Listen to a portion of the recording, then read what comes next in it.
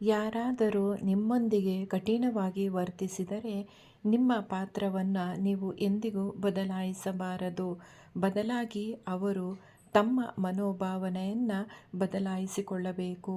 ನೀವು ಸಕಾರಾತ್ಮಕವಾಗಿ ಯೋಚಿಸಲು ಪ್ರಾರಂಭಿಸಿದರೆ ದುಃಖವು ನಿಮ್ಮ ಮೇಲೆ ಪರಿಣಾಮ ಬೀರುವುದಿಲ್ಲ.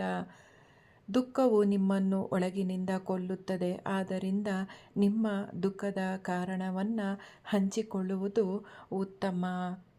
ಜೀವನವು ಅನಿರೀಕ್ಷಿತವಾದುದರಿಂದ ಅತ್ಯಂತ ದುಃಖದ ಸಮಯಗಳಿಗೆ ನಿಮ್ಮನ್ನು ನೀವೇ ತಯಾರಿ ಮಾಡಿಕೊಳ್ಳಿ. ಸ್ವರ್ಗದಲ್ಲಿ ಯಾವುದೇ ದುಃಖವಿಲ್ಲ, ಆದರೆ ಅದನ್ನು ಸಾಧಿಸಲು ನೀವು ಭೂಮಿಯ ಮೇಲೆ ಎಲ್ಲವುದರ ಮೂಲಕ ಹಾದು ಹೋಗಬೇಕು. ಕೆಲವರು ಗಮನ ಸೆಳೆಯಲು ದುಃಖ ವ್ಯಕ್ತಪಡಿಸಿದರೆ ಇತರರು ನಿಜವಾಗಿಯೂ ನೋವಿನಲ್ಲಿರುತ್ತಾರೆ. ನಿಮ್ಮನ್ನು ನೀವು ದುಃಖಿತರಾಗಲು ಬಿಡುವುದರಿಂದ ನೀವು ಯಾವಾಗಲೂ ಹತಾಶರಾಗಿರುತ್ತೀರಿ ಮತ್ತು ನಂಬಿಕೆಯನ್ನು ಸಹ ಕಳೆದುಕೊಳ್ಳುತ್ತೀರಿ. ನಮ್ಮ ಸುತ್ತಲಿರುವ ಪ್ರತಿಯೊಬ್ಬರೂ ಸಂತೋಷವಾಗಿರುವುದಿಲ್ಲ. ಕೆಲವರು ತಮ್ಮ ದುಃಖವನ್ನು ತಮ್ಮೊಳಗೆ ಹಿಡಿದಿಡಲು ತಿಳಿದಿರುತ್ತಾರೆ. ವಾಸ್ತವದಲ್ಲಿ ಜೀವನದ ಅನುಭವ ರುಚಿ ನೋಡದ ಜನರಿಗೆ ದುಃಖವನ್ನು ವಿವರಿಸುವುದು ಬಹಳ ಕಷ್ಟ. ದುಃಖವಾಗಿರುವುದು ನಿಮ್ಮನ್ನು ಹುಚ್ಚನಂತೆ ಮಾಡುತ್ತದೆ ಮತ್ತು ನೀವು ಎಂದಿಗೂ ಯೋಚಿಸದಂತಹ ಕೆಟ್ಟ ಕೆಲಸಗಳನ್ನು ಮಾಡಿಸುತ್ತದೆ.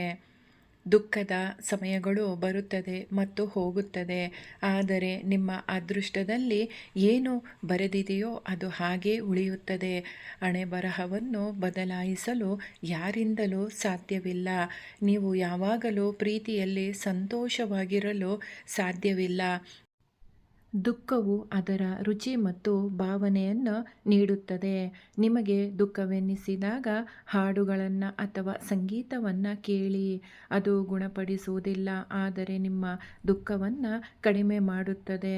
ದುಃಖವು ನಿಮ್ಮನ್ನು ತುಂಬ ದೂರವಿರಿಸುತ್ತದೆ. ನೀವು ಅದರಿಂದ ಹೊರಬಂದರೆ ನೀವು ಸಂಪೂರ್ಣವಾಗಿ ವಿಭಿನ್ನ ವ್ಯಕ್ತಿಯಾಗಿರುತ್ತೀರಿ. ನಿಮ್ಮನ್ನು ತಡೆಯಲು ಸಾಧ್ಯವಿಲ್ಲ. ನಿಮ್ಮ ಬಲವಾದ ಶಕ್ತಿಯೊಂದಿಗೆ ದುಃಖದ ಕ್ಷಣಗಳನ್ನು ಕೊಲ್ಲಿರಿ.